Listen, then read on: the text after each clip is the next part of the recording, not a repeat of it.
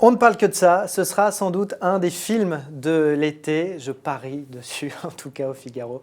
Les vacances du petit Nicolas, avec notamment Dominique Lavanant. Bonjour. Bonjour. Merci d'être ici au Figaro. Vous jouez Mais je vous en prie. le rôle de la grand-mère dans ce film. Mais oui, je suis Mémé. J'avais prévu une première question pour vous demander si dans la vie, vous pourriez ressembler potentiellement à ce personnage. Et en fait, je me suis rendu compte qu'on n'avait aucune info sur votre vie. Je ne sais même pas si vous êtes grand-mère, en fait. Mais non, je ne suis pas grand-mère. Je n'ai pas d'enfant. Donc, bonne raison pour pas être grand-mère. C'est QFD. Et j'aurais bien adopté tous ces petits mômes là du film tellement ils étaient merveilleux. Adorable. Mais ils avaient des parents, donc ça n'a pas été possible. Ce qui fait que j'ai un chien. C'est pas mal aussi. C'est très bien. beaucoup d'attention. C'est très beaucoup de bien. travail. Exactement, exactement. C'est quand même dingue qu'on trouve rien sur vous, alors qu'aujourd'hui, maintenant, toutes les personnalités sont disséquées, notamment à cause ou grâce à Internet. Vous avez toujours fait attention à ce qu'on s'arrête à un certain moment? Moi, vous savez, je passe des vacances en Bretagne, donc c'est très rare qu'on poursuive les Bretons parce que, en général, on n'est jamais sur une moto derrière un bel éphèbe parce qu'il fait un froid de canard.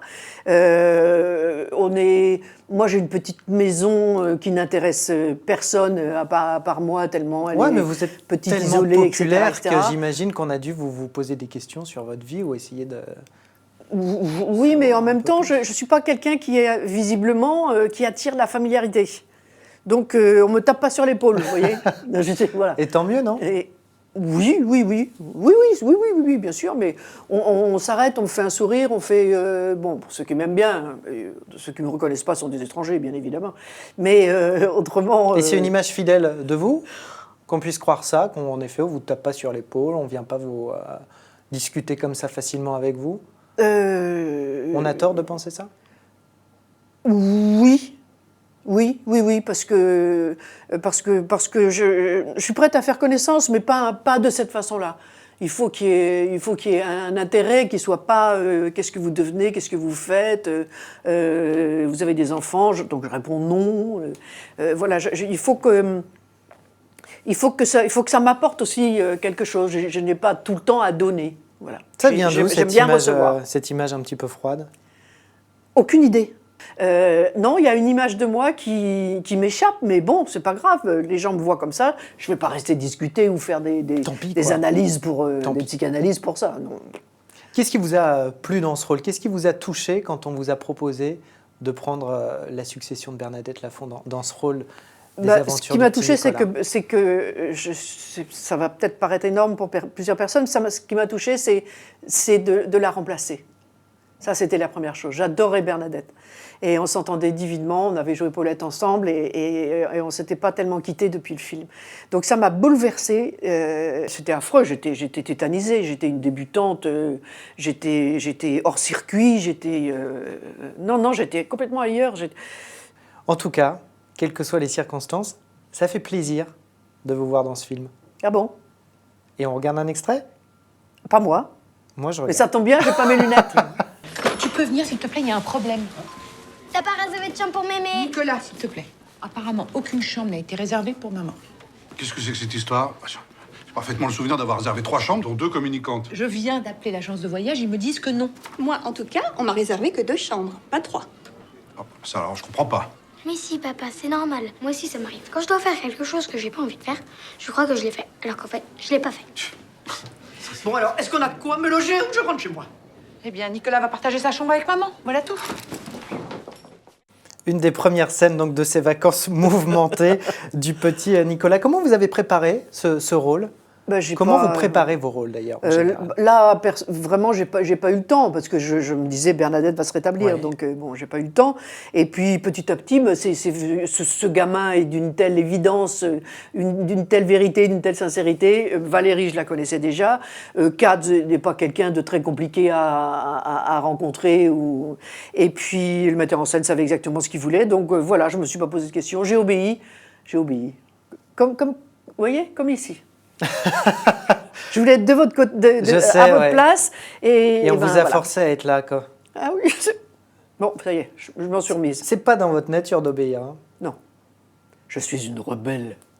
Depuis l'adolescence, vous êtes Depuis l'adolescence, parce que j'ai vraiment pas eu le choix, quoi. J'ai perdu un père à 2 ans, on n'avait pas un sou, ma mère s'est mariée mais avec le médecin du village, donc ça a été mieux, mais en même temps, elle voulait pas que les deux, j'ai un frère, s'occupent, voilà. Et puis après, j'étais en sanatorium, et puis après, je me suis dit, bon, j'ai plus besoin d'être la mère de ma mère, donc je vais faire n'importe quoi. Et puis, je me suis rendu compte que toute la timidité que je pouvais avoir étant gosse, le fait tout d'un coup de découvrir que je pouvais parler, enfin, la possibilité de parler devant les autres, avec les mots des autres, ça m'a aidé à faire une espèce d'analyse, de psychothérapie plus rapide que certaines, ou plus efficace. Et maintenant, avant, tout le monde me marchait sur les pieds. Maintenant, c'est plus difficile. Ça vous a fermé des portes, justement, de dire ce que vous pensez, de ne pas vous laisser bien sûr. diriger. Vous êtes hyper franche quand vous parlez du cinéma d'aujourd'hui, de ces réalisateurs un petit peu nonchalants sur les plateaux. Bien sûr. Etc. Parce qu'on en souffre, nous. On n'est pas, en principe, c'est un film, c'est un groupe d'individus qui se rassemblent pour la même cause, entre guillemets. Il y a aussi des moments formidables, hein, c'est pour ça. Mais comment vous l'expliquez, en fait? C'est trop devenu un business, en fait. Les gens ont perdu le côté, le plaisir, l'artisanat. Oui. Moi j'ai l'impression que maintenant il y a le côté, déjà il y a le côté technique. On n'a plus notre réalisateur en face. Il est dans une petite pièce là, face à son toaster ou comme dit Martin Lamotte, à son grille-pain, et on n'a plus personne pour nous regarder jouer. C'est pour ça que le théâtre c'est un miracle. Mais et puis on doit aller à toute allure. Moi, il m'est arrivé de dire, bon, maintenant, vous changez de costume. Je n'ai même pas eu le temps de monter une marche pour atteindre l'étage supérieur et changer mon costume.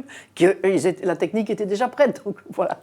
Il faut comprendre en creux que la télévision, c'est plus forcément ce qui vous plaît le plus. Ah non, mais non, c'est dommage, ça pourrait être formidable. Mais il y a trop de gens à donner leur avis, par exemple, ou pas assez, j'en sais rien, sur un scénario. On ne sait pas pourquoi ils acceptent des idées, mais qui sont affligeantes, quoi, et on ne doit pas tourner, obligatoirement, mais qu'on est obligé d'improviser au dernier moment. Donc ça, c'est pas du boulot, c'est pas de la préparation, c'est pas une mise en condition, c'est pas, voilà. J'ai entendu votre coup de gueule donc, sur le cinéma, sur la façon dont on travaille aujourd'hui. Vous êtes une révoltée dans tous les domaines. L'actualité, la société aujourd'hui, ça vous rend folle? Pas folle, non. Non, mais ça vous... Ça me tracasse, ça vous pique autant que... Oui, mais je trouve que le monde est fou, il a toujours été, sauf que maintenant on le sait. Avant, un homme pouvait tout savoir. Autrefois. Là, maintenant, un homme, on sait rien. On sait rien du tout. On a un président de la République qui est en garde à vue. Il a encore je ne sais pas combien d'affaires qui soi-disant traînent. On ne sait pas pourquoi exactement ça se passe comme ça. Pourquoi d'autres n'y sont pas allés. Pourquoi c'est lui qui y va. Enfin bon. Et puis les guerres à gauche à droite. Mais je ne comprends pas. Je ne comprends pas, au nom de Dieu, pourquoi on tue. Je ne comprends pas. Voilà. Mais je suis aussi simpliste. Hein. Je suis un peu... Pas simpliste, je suis un peu simplette aussi par moments. Mais ça vous choque en fait. Ça me bouleverse qu'on kidnappe 200 gamines dans une école et qu'on les retrouve pas. On n'a pas retrouvé l'avion dans lequel qui a disparu. Voilà, ce sont des trucs de ouf, quoi, pour parler de jeunes. Et quand vous entendez justement la mise en examen d'un ancien président de la République ce matin sur les radios, vous vous dites quoi? Je me dis qui a raison? Je me dis, est-ce que c'est pour qu'on ne le laisse pas revenir la prochaine fois? Est-ce que c'est parce que justement celui qu'on a aujourd'hui n'a pas trop de casseroles à l'arrière de sa voiture, pour parler correctement, je suis au Figaro. Je ne sais pas. Je ne sais pas pourquoi des magistrats s'organisent pour dire on ne doit pas nous écouter, on n'a pas le droit d'être espionné. Parce que j'ai envie, ma logique à moi me fait aussi dire ça. Bon, maintenant, visiblement, ça ne marche pas.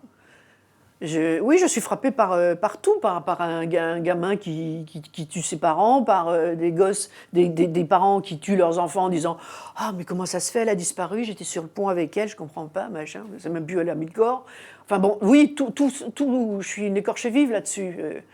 Et en même temps, le bonheur finit finalement par être une chose entre deux malheurs, quoi. Donc c'est quelquefois assez court. Ça donne envie d'aller ouvrir une guinguette parfois en Bretagne, non? C'était mon oui, rêve. sais. C'était mon rêve et j'avais dit que j'irais à 70 ans d'ailleurs. Et faut le faire. non, c'est pas c'est juste le moment où il faut. Mais c'est simplement qu'il faut trouver l'endroit et j'avais des vues sur un endroit magnifique, mais quelqu'un les ont eu avant moi. En attendant, on va vous voir au cinéma dans Voilà. les vacances du petit Nicolas. Pas de chance. Merci beaucoup Dominique Lavanant. Merci d'être resté à la place de l'invité. J'ai souffert. Merci Non, d'être c'est pas venu. vrai. Merci à vous. Très bonne journée. Merci à vous.